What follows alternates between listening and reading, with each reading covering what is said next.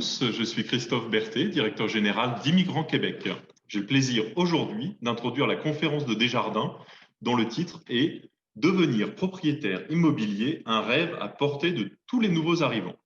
J'ai l'honneur de recevoir pour la présenter Malani Patel, qui travaille au sein de l'équipe dédiée aux nouveaux arrivants chez Desjardins, et Heidi Pinsonneau de l'agence HP et Associés. L'objectif de cette conférence est de vous présenter les informations sur le marché immobilier et la manière dont le processus d'achat se passe au Québec. À la suite de la conférence, vous pourrez poser toutes vos questions à l'équipe de Desjardins en vous adressant à ses représentants directement sur leur kiosque pendant la durée du salon ou en suivant le lien indiqué dans la description de la conférence. Malani, je te laisse la parole et je reviendrai en fin de conférence pour la clôture. Merci Christophe pour cette belle présentation. Bonjour à tous, Malani Patel, je suis conseillère au sein de l'équipe des nouveaux arrivants et l'accompagnement des investisseurs étrangers au sein de Desjardins.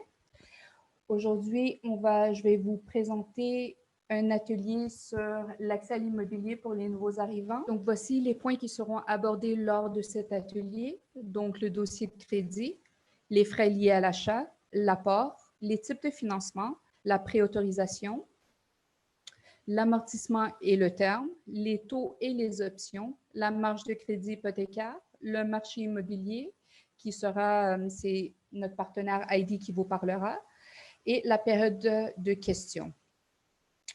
Le dossier de crédit. Le dossier de crédit est un terme que vous allez fréquemment entendre une fois que vous arrivez au Canada.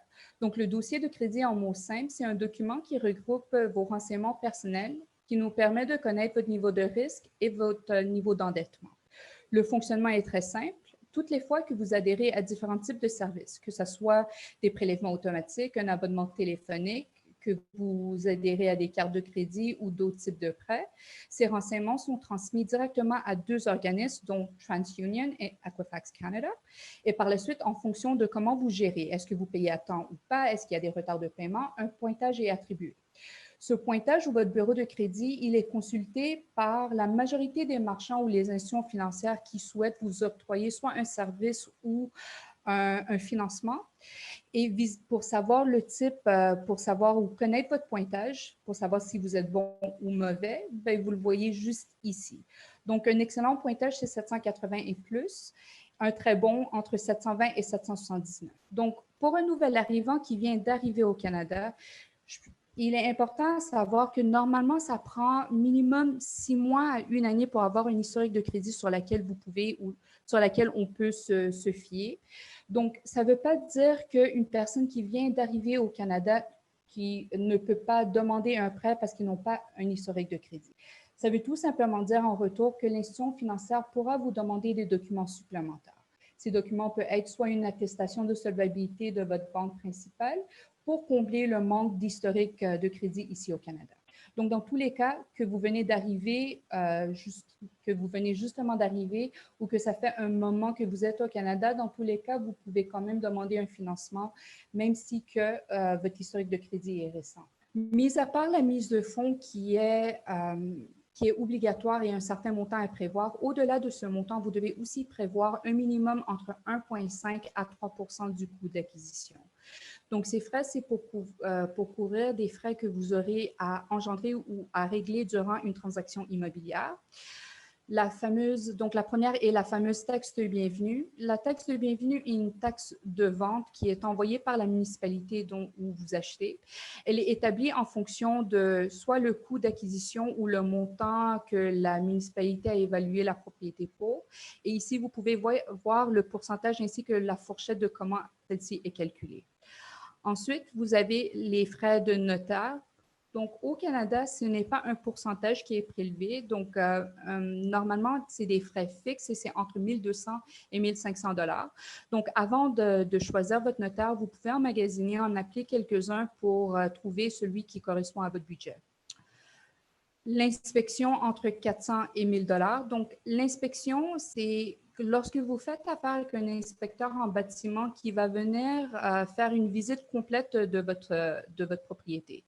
Donc, à la fin de sa visite, va vous remettre un rapport détaillé des travaux mineurs à moyen et long terme à effectuer.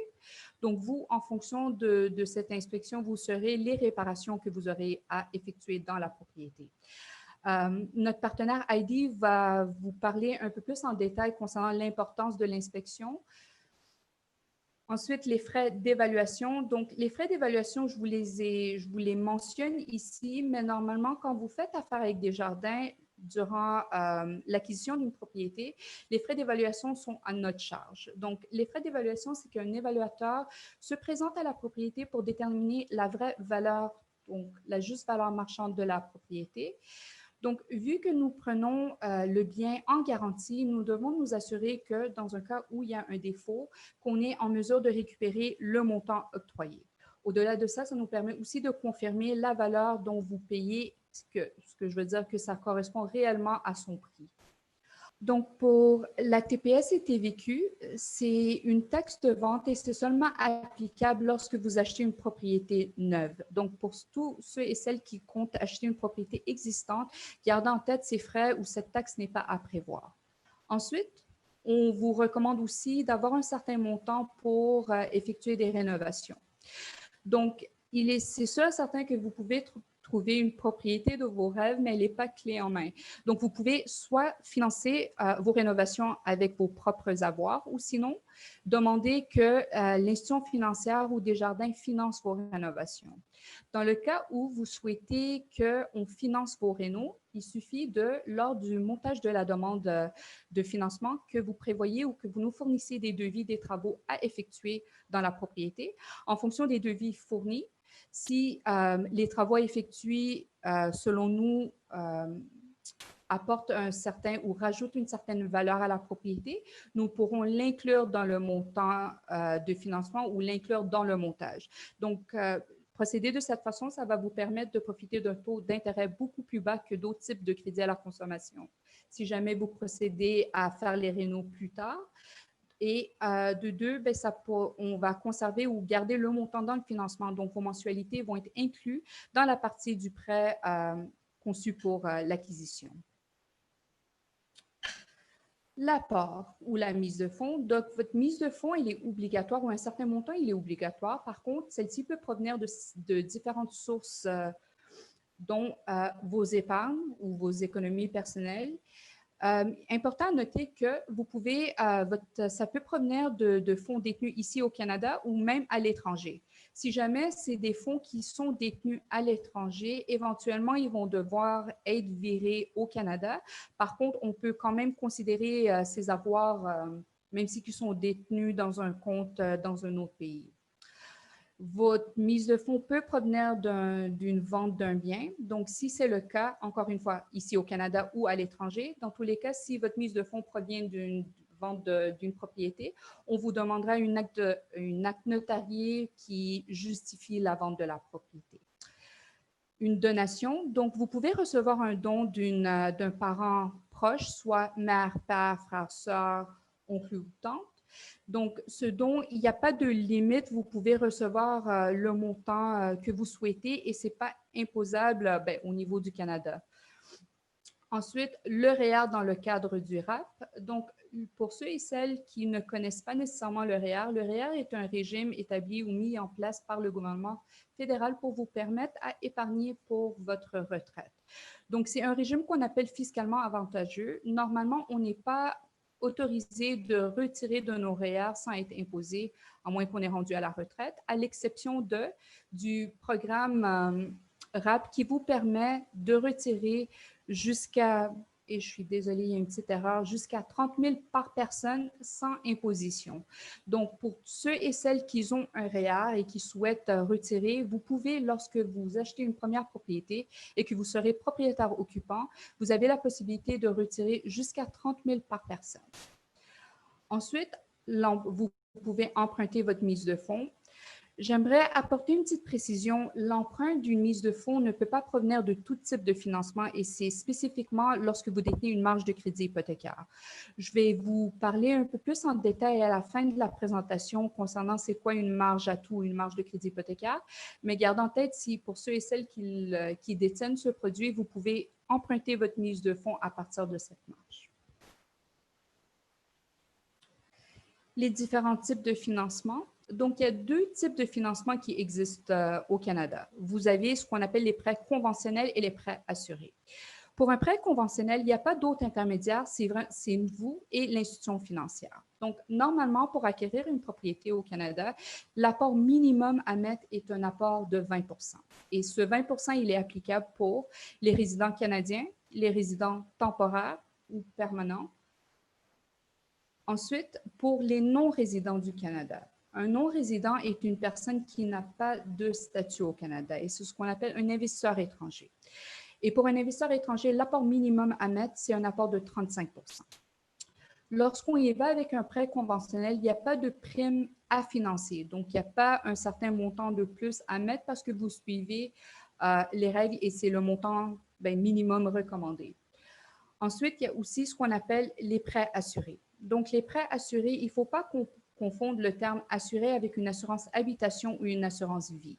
Un prêt assuré, au fond, c'est un organisme du gouvernement fédéral qui s'appelle la ECHL qui assure l'institution financière lorsqu'une personne souhaite acquérir une propriété, mais en mettant un apport inférieur à 20 Donc, dans le cas où vous décidez d'y aller avec ce programme et aller avec un prêt assuré, vu que vous mettez moins de 20 il y a une certaine prime calculée en fonction de l'apport que vous mettez et ce qui manque pour se rendre aux 20 qui se rajoute au montant d'emprunt ou au montant de financement que vous allez emprunter. Donc, pour un résident permanent ou un citoyen canadien, l'apport minimum est à partir de 5 Pour un travailleur temporaire, ça varie entre 5 et 10 Pour un non-résident ou un investisseur étranger, les prêts assurés ne sont pas disponibles, donc ils ne sont pas admissibles. La préautorisation ou la préqualification. Donc, c'est l'étape qu'on recommande à tout le monde d'effectuer avant même de commencer à magasiner. Donc, c'est l'étape où, selon vos revenus, selon vos actifs et passifs, on détermine au fond votre montant ou le montant auquel vous pouvez ou que vous êtes préqualifié pour. Donc, au fond, c'est une analyse ou une étude préliminaire qu'on effectue pour connaître votre capacité d'emprunt. Une fois que l'analyse est terminée, on vous émet une lettre officielle de la part de Desjardins qui confirme le montant dont vous pouvez acheter et aussi confirme vis-à-vis du montant de financement que vous pouvez emprunter. Donc, actuellement, vu les offres multiples qui se font, donc ça vous permet au fond de vous avantager dans une transaction où il y a plusieurs offres effectuées.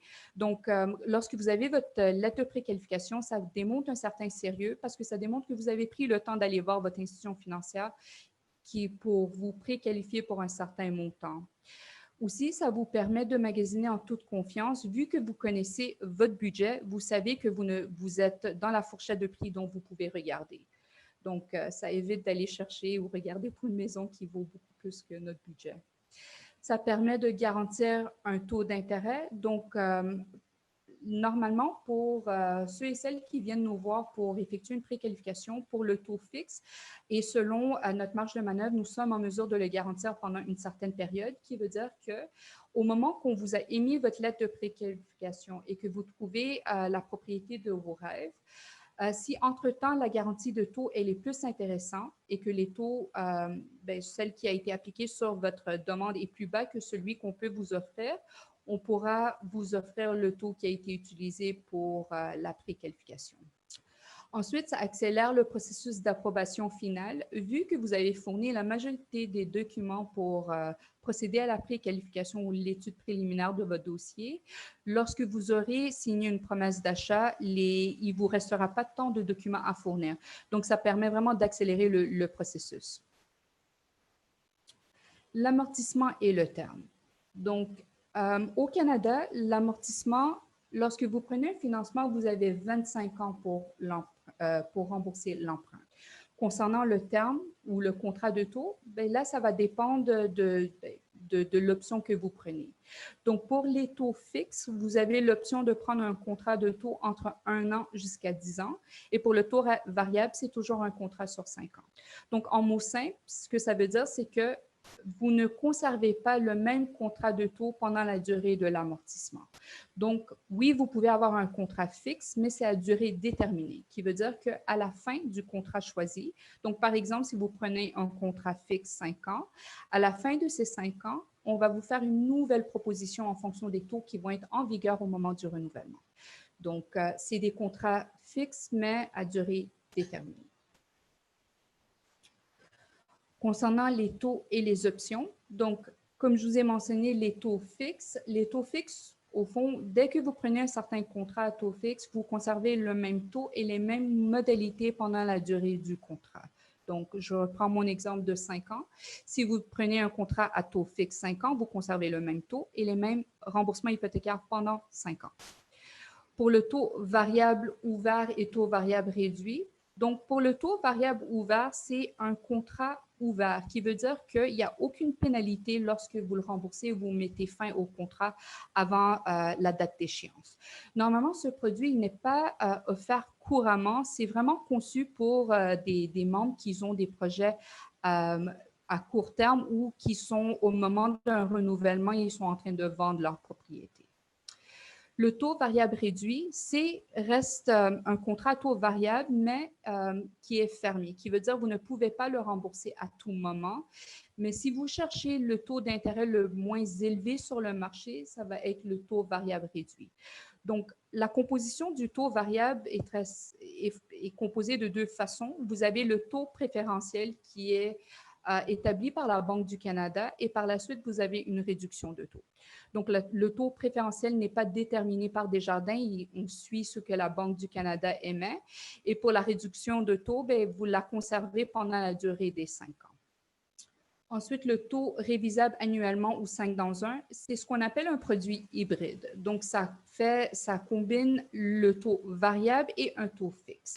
Donc, ça vous permet de profiter d'un taux fixe qui change à tous les ans ou à la date d'anniversaire du prêt. Donc, ce qui est assez intéressant de ce produit, c'est que vous connaissez le taux seulement la première année. Donc, la première année, on va aller chercher le taux fixe 1 an, on va appliquer la réduction que vous pouvez avoir et vous connaissez le taux au moins pour la première année. À la date d'anniversaire, le taux sera déterminé par le taux disponible pour le taux fixe une année. Donc, c'est un taux qui change à tous les ans. Concernant les options, donc vis-à-vis des remboursements des mensualités ou des remboursements hypothécaires, vous avez le choix. Vous pouvez soit opter pour un remboursement hebdomadaire, aux 2 semaines ou mensuel. Ce qu'on recommande pour ceux et celles qui souhaitent payer le moins d'intérêt, il faut vraiment garder en tête payer le moins d'intérêt sur la durée du prêt ou vraiment long terme. On recommande toujours d'y aller avec un remboursement hebdomadaire ou aux 2 semaines qu'au mois. Un remboursement hebdomadaire vous permet d'économiser sur les intérêts parce que le plus rapproché chacun de vos remboursements, le moins d'intérêts que vous payez sur le long terme. Donc, c'est quand même une notion qui est intéressante à savoir. Vis-à-vis des options, quand vous prenez un financement hypothécaire, vous avez 2 options ou 2 clauses qui vous permettent de rembourser votre prêt plus facilement ou rapidement. Donc, la première, augmenter le montant de vos versements. Donc, votre contrat vous permet d'augmenter vos remboursements hypothécaires jusqu'au double sans pénalité. Donc, vous pouvez, par exemple, passer, si au contrat initial, on a établi un remboursement de 1 000 $, passer à 2 000 $ sans pénalité. Vous avez aussi le remboursement par anticipation. Le remboursement par anticipation, donc la clause vous permet de rembourser jusqu'à 15 % du montant autorisé par année civile sans pénalité. Donc, à tous les ans, vous avez la possibilité d'effectuer une remise en capital de 15 % sur votre prêt. Et lorsque vous optez pour un remboursement par anticipation, il est important de savoir que ce remboursement, il est appliqué directement sur le capital. Donc, on ne fait aucun calcul, on ne réévalue pas les mensualités. Donc, on prend le montant dont vous nous demandez, on l'applique directement au capital. Donc, c'est au moment du renouvellement hypothécaire, lorsqu'on va refaire un nouveau calcul pour déterminer vos mensualités, que là, on va voir le fruit d'avoir effectué des remises en capital parce que ça va venir réduire énormément l'amortissement de votre prêt. Et lorsqu'on réduit l'amortissement du prêt, ça veut dire que vous payez moins en intérêt.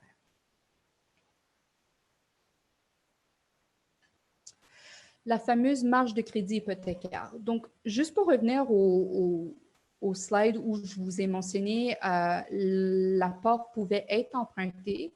Quand je faisais référence à l'emprunt, je faisais référence à l'emprunter sur une marge de crédit hypothécaire. Donc, la marge de crédit hypothécaire vous permet au fond de réemprunter le capital dont vous avez déjà remboursé sur votre prêt à un taux d'intérêt similaire à un taux hypothécaire. Donc, par exemple, vous achetez une propriété qui coûte 500 000 et vous mettez un apport de 100 000. Donc, on vous a octroyé, vous allez avoir une marge de crédit de 400 000. Quelques mois plus tard, vous avez remboursé en capital sur votre prêt 10 000. Donc, ce 10 000 que vous avez remboursé en capital, vous aurez la possibilité de le réemprunter pour financer d'autres projets, que ce soit l'achat ou l'apport pour l'acquisition d'une deuxième propriété, l'achat d'un véhicule ou d'autres dépenses que vous avez, vous pourrez le réemprunter de cette fameuse marge de crédit hypothécaire. Donc, les taux d'intérêt, quand je tourne autour de taux de prêt hypothécaire, donc autour de 3 à 4 qui est beaucoup plus bas si jamais vous décidez de prendre d'autres types de crédits à la consommation. Donc, pour d'autres marges ou prêts personnels, par exemple, c'est des taux qui tournent autour de 10 Donc, ce produit vous permet de réemprunter le capital que vous avez déjà remboursé, mais à un taux d'intérêt beaucoup plus bas que si jamais vous décidez d'utiliser d'autres types de financement pour financer vos projets. Et c'est le concept utilisateur-payeur, qui veut dire que lorsque vous avez une marge de crédit, qu'il y a une certaine disponibilité sur la marge et que vous décidez de jamais vouloir nous demander une avance d'argent, vous ne payez pas d'intérêt, qui veut dire c'est gratuit. Par contre, si jamais dans le futur, vous décidez de nous demander une avance d'argent à partir de cette marge, dans ce cas-là, vous allez commencer à payer des intérêts, mais des intérêts seulement sur la portion que vous réempruntez. Donc, le concept utilisateur-payeur. Donc, je vais céder la parole à notre partenaire Heidi qui vous parlera du marché immobilier. Merci Mélanie. Je m'appelle Heidi Pinsonneau. Ça me fait plaisir d'être avec vous aujourd'hui. Je suis propriétaire d'une agence immobilière qui s'appelle HP Associés et on a ce grand plaisir et privilège d'accompagner les familles des nouveaux arrivants qui arrivent dans notre belle province et dont la partie de l'hébergement est en fait une pièce maîtresse dans leur projet d'expatriation. Alors, il y a de la préparation à faire pour bien comprendre le système québécois, le fonctionnement, voir les similitudes, les différences de la province, comment ça fonctionne. Et souvent, on va voir nos gens qui, justement, vont faire le saut. Alors, j'espère que la présentation d'aujourd'hui vous donnera quelques balises. Alors, nous voilà. En fait, choisir sa maison, c'est en fait choisir son quartier, c'est choisir ses voisins, mais c'est également choisir un investissement. Et on a la grande chance d'être dans une province où l'investissement immobilier en est un qui est rentable et qui est accessible en fait aux nouvelles familles qui arrivent. Malgré ce qu'on peut penser, tout est mis en place pour faciliter l'accession à la propriété. Un partenaire comme Desjardins, en fait, c'est un partenaire clé et tout ce que Mélanie a discuté par rapport à la pré-approbation, c'est vraiment le point de départ pour tout le monde. Alors voilà, on va faire un survol et après ça, je vous parlerai plus en détail de la mécanique qui vient se mettre en arrière. Comme la plupart des nouveaux arrivants, on dirait que 70 à 80% des gens vont s'installer sur Montréal, sur l'île de Montréal ou dans le Grand Montréal. Alors, le Grand Montréal va comprendre tout ce qui est la rive sud et la rive nord, en plus de l'île, évidemment. Il y a 4 millions d'habitants sur une superficie de 500 000 km². Ce qui veut dire qu'on a quand même des grands espaces. Il y a de la place pour tout le monde. L'appartement typique à Montréal va être dans les alentours de 1000 pieds carrés, ce qui équivaut environ à 100 mètres carrés.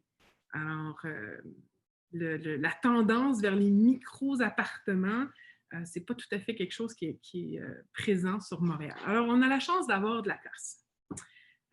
Alors voilà, 50% de la population se retrouve dans la région du Grand Montréal et 57% parlent français.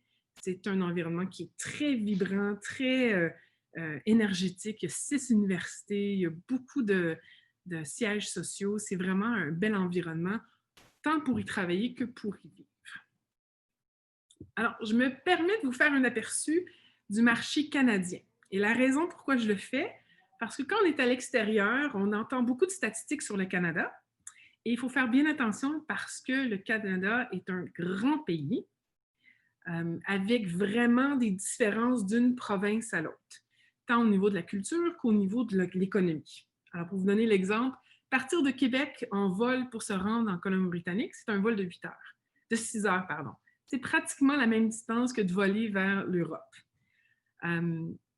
Typiquement, un prix médian d'une maison unifamiliale au Québec, à Montréal, va coûter 430 000.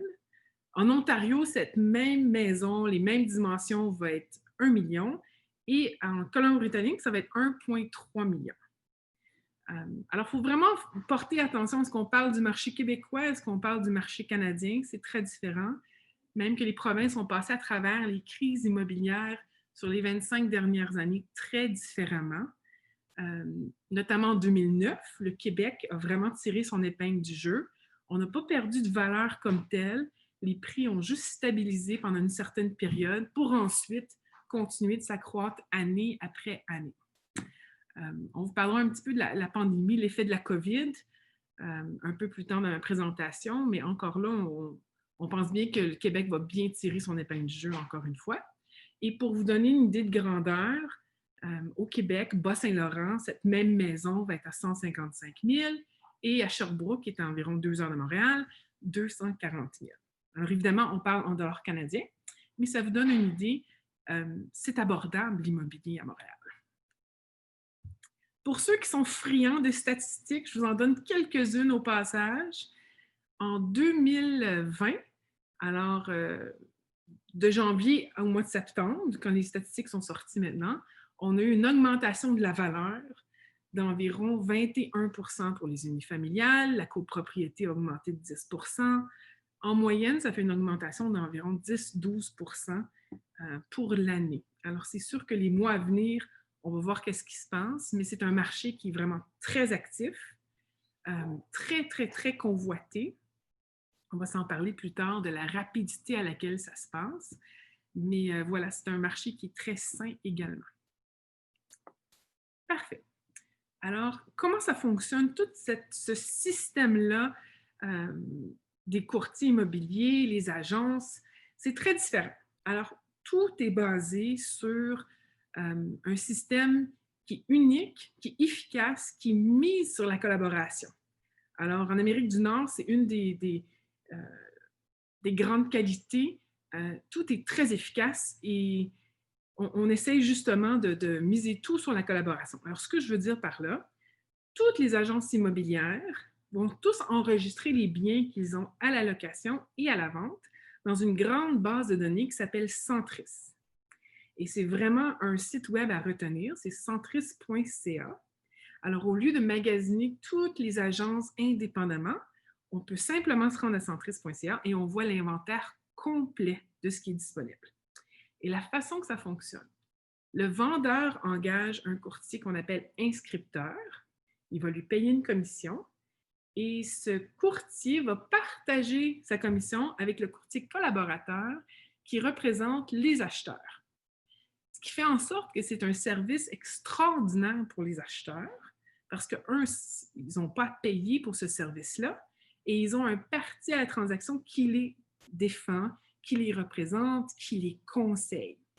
Alors, quand on arrive dans une nouvelle province, il y a un gros volet d'apprentissage, évidemment, connaître comment les bâtisses sont construites, comment on les entretient, combien est-ce qu'elles valent, comment est-ce qu'on les finance, dans quel quartier est-ce qu'on veut vivre. Alors, le courtier collaborateur, c'est son rôle d'accompagner l'acheteur, de tout lui montrer, de faire tout ce volet éducatif. Alors, c'est vraiment un site web qui est très intéressant, très pertinent, il faut le conserver, il faut surtout le consulter et surtout à distance, comme ça on peut déjà commencer à se préparer et bien comprendre comment ça fonctionne. Alors voilà, je l'illustre encore une fois parce que c'est tellement important et c'est tellement différent du système qui est en France ou de ce qu'on me dit. Chaque acheteur doit magasiner chaque agence un par un parce que les agences ne partagent pas leur inventaire. Alors, ici, il faut savoir, c'est une différence monumentale. Les agences partagent tous leur inventaire. Donc, ce qu'il faut faire au début, quand on arrive, en fait, il faut se lier avec un courtier collaborateur qui nous ressemble, qui nous comprend, qui a l'habitude de travailler avec les nouveaux arrivants pour justement faire tout ce volet éducatif. Le courtier collaborateur aussi va pouvoir vous informer sur l'historique de la propriété. Alors, faire des recherches, est-ce qu'elle est conforme? Est-ce qu'elle a eu des réparations majeures? Est-ce qu'il y a des projets à venir dans les alentours?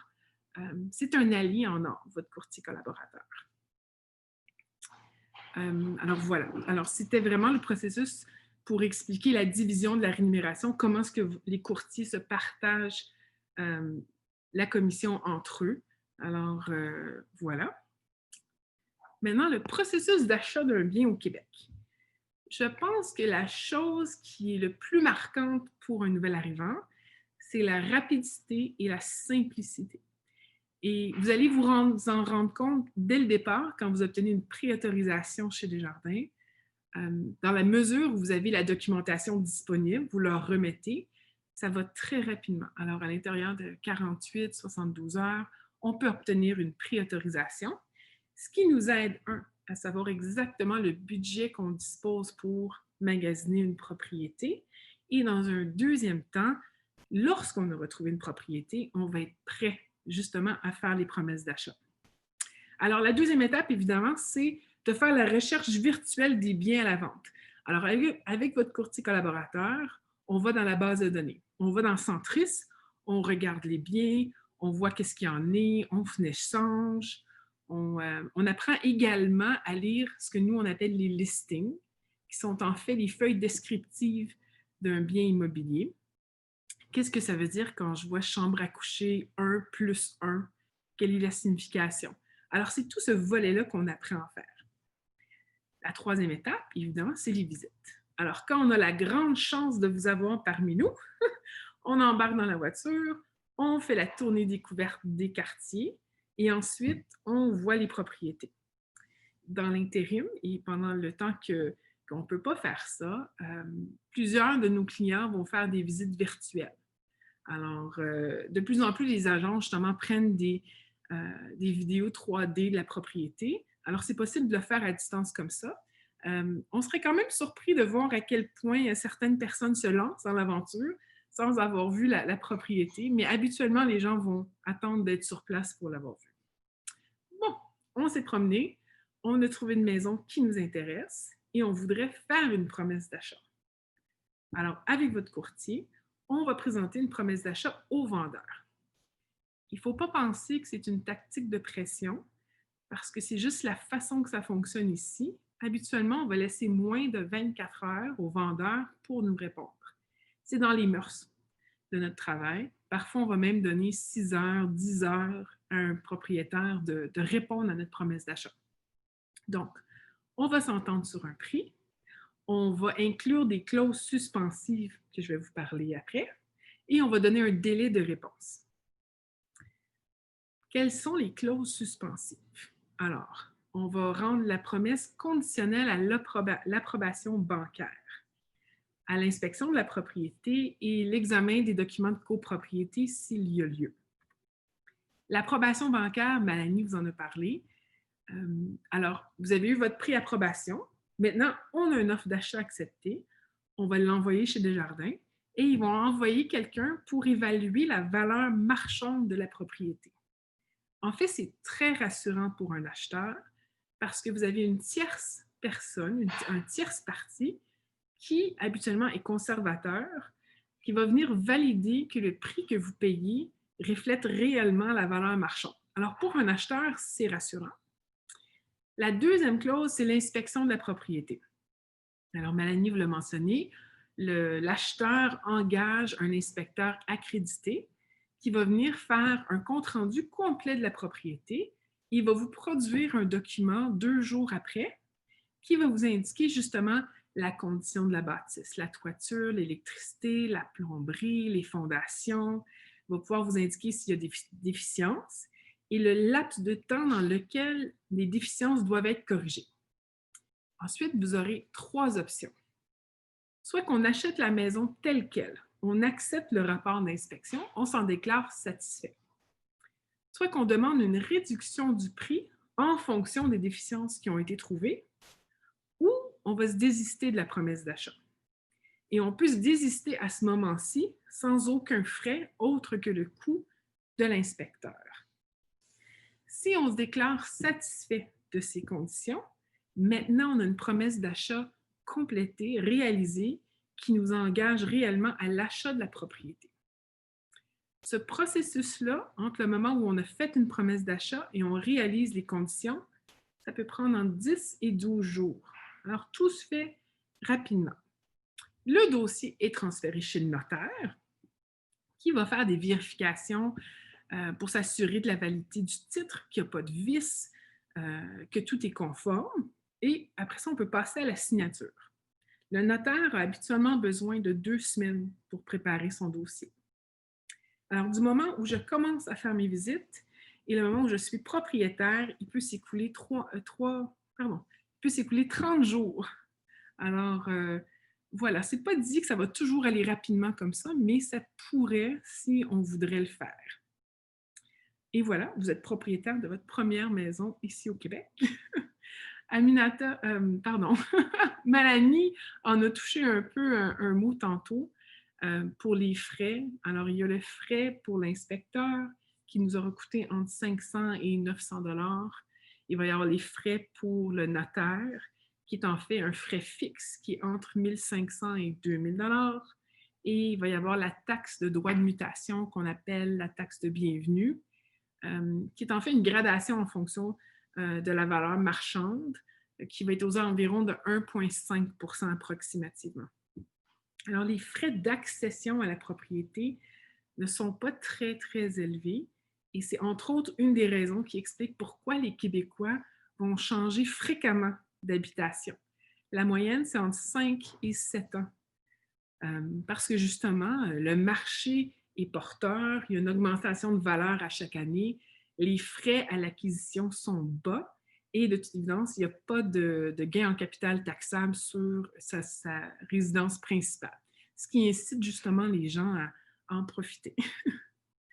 Alors voilà, je vous donne également quelques exemples de biens et le coût de ce bien. Alors, beaucoup connaissent le plateau Mont-Royal, qui est un quartier absolument magnifique près du centre-ville de Lille. Alors, typiquement, un condo, 2 chambres à coucher, qui équivaut à environ 90 mètres carrés environ, va être à 531 000, versus le loyer qui est à 2 300. Alors, vous allez rapidement constater que souvent, les gens vont faire le calcul, qu'est-ce que ça me coûte être locataire et qu'est-ce que ça me coûte être propriétaire? Et le calcul se fait rapidement qu'il est plus avantageux d'être propriétaire que d'être locataire. Ça s'explique par plusieurs raisons, notamment l'accession à la propriété qui est mise de l'avant et encouragée, mais également parce qu'on est dans une situation de forte pénurie d'un parc locatif, ce qui fait qu'il y a une haute pression sur les prix locatifs. Alors souvent, c'est plus avantageux d'être propriétaire. Le centre-ville, alors vous allez voir, au pied carré, au mètre carré, le prix augmente substantiellement. Alors on est rendu à 640 000 pour un 2 chambres à coucher, avec un loyer moyen de 2 900 $ par mois. Et là, surtout, on va voir des high-rise, des grandes tours à condos. Condos que nous, on appelle ça des condos, c'est la copropriété divise, qui est l'équivalent d'un appartement. Alors, Longueuil, en fait, si on sort de l'île de Montréal et on va sur la rive sud, alors dans les municipalités qui avoisinent l'île, on peut avoir des très belles options. Alors, on peut avoir une plus grande cour, un plus grand jardin, un plus grand espace, une maison unifamiliale pour 460 000. De plus en plus, les moyens de transport collectif sont développés. Alors, il y a un nouveau REM, un train à haute vitesse qui va relier la rive nord, la rive sud, en passant par le centre-ville, l'aéroport, ce qui fait en sorte que les gens sont heureux, en fait, de vivre à l'extérieur de l'île de Montréal, de pouvoir jouir de ces grandes surfaces, de cette belle cour, tout en étant capable de se rendre au centre-ville à l'intérieur de 15-20 minutes maximum. Alors, ça devient très intéressant. Bon, alors je vais conclure avec un petit lexique un peu ludique. Alors, pour faire bien la différence des choses entre le Québec et la France notamment, comment on décrit les appartements? Alors, votre base, quand on décrit un appartement, c'est le salon compte pour une pièce, la cuisine compte pour une autre pièce et la salle de bain compte pour une demi. Alors, votre base, c'est un 2,5 et après, on rajoute les chambres à coucher. Donc, une chambre à coucher, on est rendu à 3,5, évidemment. Et quand on a 2 chambres à coucher, on est rendu à 4,5. Maintenant, les duplex. Alors, contrairement à la France, qui, je crois, considère un duplex comme étant un appartement à 2 étages, nous, on va appeler un duplex une bâtisse dans laquelle il y a 2 unités d'habitation indépendantes. Alors, soit qu'on peut avoir un appartement au rez-de-chaussée, un deuxième en haut, ou ils peuvent être côte à côte. Peu importe, dès qu'il y a 2 unités d'habitation, on appelle ça un duplex. Et là, évidemment, vous allez comprendre, le triplex, c'est 3 unités d'habitation. Un autre terme qui est différent, c'est le bungalow, qui est en fait la maison de plein pied. Et une petite dernière, et ça, c'est des petites perles qu'on trouve un peu partout à Montréal, c'est des shoebox. En fait, c'est des petites maisons avec un toit plat à 1 étage qui sont construites habituellement en 2 bâtisses qui sont plus grandes. Alors, c'était des maisons qui étaient destinées plutôt aux ouvriers à l'époque et qui maintenant sont absolument merveilleuses et c'est difficile d'en trouver. Alors, si vous avez la chance, il faut la prendre. Alors, voilà. Je te retourne l'appareil, Christophe. Merci beaucoup, Heidi. Merci beaucoup, Mélanie, pour cette très intéressante présentation, très complète, qui nous permet de mieux appréhender le marché immobilier au Québec. Pour rappel, vous pourrez poser toutes vos questions à Desjardins en vous adressant directement à ses représentants sur leur kiosque pendant la durée du salon ou en suivant le lien indiqué dans la description de la conférence. Merci à tous de nous avoir suivis et bonne chance dans tous vos futurs projets.